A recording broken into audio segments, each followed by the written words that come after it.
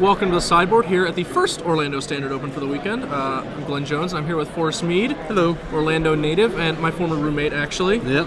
Former, yeah. So now we have your Jund list laid out here, which is a little different from what we might call conventional Jund mid-range. It's a little different, that's true. The big changes, you've gone to a pseudo graveyard-oriented strategy. You've added Grizzly Salvage for a pseudo Impulse, and you've also got main deck Deathrite Shamans to give you a leg up against all those Reanimator decks. There are many out there, and a few other changes. So let's start with those.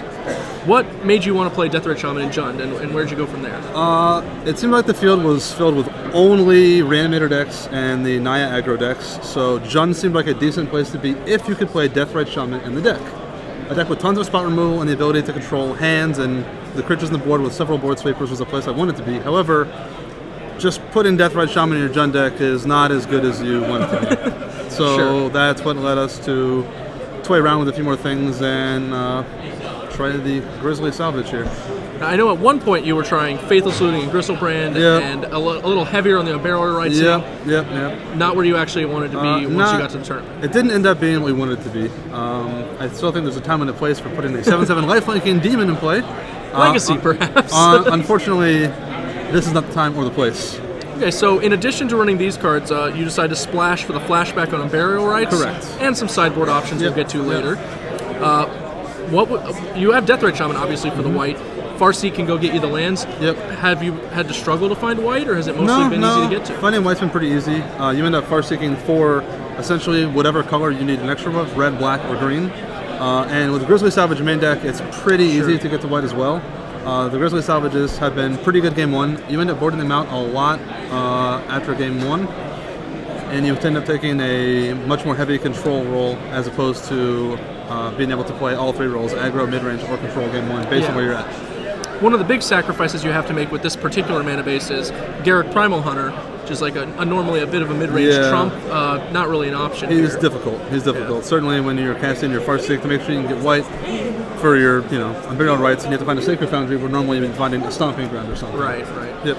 So, I mean, you get a bit of a trade-off, though, because you are effectively playing 7 Olivia Boldarans. Correct. Which is a lot more than most Jund decks play, what with, legal limits on casting an Olivia Boldaran on turn 3, either by Deathrite Shaman and Grizzly Salvage or Farseek, pretty difficult to beat for a lot of decks game 1, particularly when they might expend a number of resources to kill it, and then you just play on Burial Rights, and you're back to where you were before, and they're not in a good spot. Sure. There are a number of removal spell choices you've made in this deck that are pretty interesting. I like the Sever the Bloodline. I think it's a great card right now. You've also got one of Mizium Mortars that's not so unconventional. Sure. Some people like it as the 4th Bonfire that can also be an Abrupt Decay or whatever. Yep. But the real one, you went with Victim of Nights and Pillar Flames over Tragic Slips and Ultimate Prices, the normal place for that slot.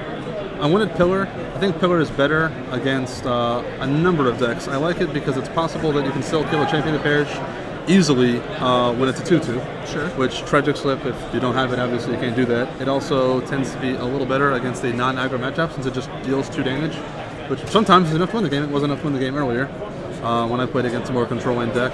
And Victim of the Night I think is great. I think as Aurelia, the War Leader, gains in popularity with the blue, white, red decks, the ability for them to play that and think they're going to kill you, and instead you Victim of the Night it is a big deal. Deal. Also, if you're playing against the Reanimator matchup, sometimes you can let them, Ultimate Price is the same thing, you can let them resolve their Angel's Trinity, target 3 things in their graveyard, and then Victim it, and they lose those things permanently, making their deck substantially worse. Yeah, I definitely agree there's a lot of overlap. I think that it's really nice for the mana to pair Victim of Night with Pillar as well, as opposed to trying to Victim and Tragic Slip, because then, we're talking Phylactery Lich levels of mana available, which can be tricky. Particularly in this mana base, which is already a little trickier than most Jund decks. Right, so I like that conservative take. And you also went down to 1 Wolf Run to make sure that worked out. People have played between 1 and 3 in the deck. And with Salvage, it's easier to play 1 Wolf Run, because if you do need it, you can find it. Accurate, which also would open up the possibility of maybe boarding Cavern of Souls, if that's something you're interested in. Yep. So, speaking of the sideboard, let's move on to that. Yep. It's mostly a conventional Jund sideboard. We've got, some random removal spells to fill out the gaps in the main deck. Yep. Some hand disruption for the people who don't have creatures for us to kill. Yep. And then we've got some Assemble the Legions. Correct. Talk to us about Assemble the Legions. How'd you get that one in there? I was looking at my sideboard before the tournament started, and I had, probably 40 cards laid out I was considering. Sure. Most of them probably were never making the cut, but I don't like to axe anything until I've thoroughly thought about it. Yeah. And I had 2 Garruk Primal Hunters, and the mana seemed really tough. I know typically it's a card you want to board, And Brad Nelson, of all people, wandered over and said, "Let me see what you're playing." And he said, "So you're playing white?" And I said, "Yeah." He's like, "Why don't you just board a Symbol of the Legion? It's a much higher impact card. It's a lot harder for people to see playing. It's probably even easier for you to cast, even though it's on your splash color. And if you play in a Symbol of the Legion and you're playing a control matchup, or you're playing the control in the matchup, they're not going to beat it very easily." Yeah. It's also been uniquely interesting that after game 1 in the Jund matchup, I become a Jund deck, they become a Jund deck, except one of us has a Symbol of the Legion. Yeah, it seems really incredible Yeah. in the Jund matchup specifically, where they're not going to even be bringing in a card that can answer. Nope. Some Jund decks are now aware that they're vulnerable to a Symbol of the Legion and that people play it, Yep. but they're not going to expect it out of the mirror, generally speaking. Even if they see the white, Yep. it's pretty hard to make that logical leap at this juncture. Obviously, like a week from now, 2 weeks from now, maybe 4-color Jund's just Sure. where people are, and a Symbol of Sure. the Legion's like really common. Sure. But I really like the choice for this weekend. I think Brad was Yeah. spot on there. It's been pretty easy to win game 1-2 in that matchup with Unburial Rights in the main deck and having 3 Olivias compared to a lot of us only playing 2, and the ability to consistently cast it more often on turn 3 than they are. It's been pretty good, and game 1s have been pretty easy to win in those matchups in the games I played. And obviously I have to board when I get to board into the same things they're doing with the Symbol. It's been a good place to be. Sure, you just go over the top. Yep. Well, thanks for joining us, Forrest. I'm going to go ahead and let you get back to the tournament. Appreciate it, man.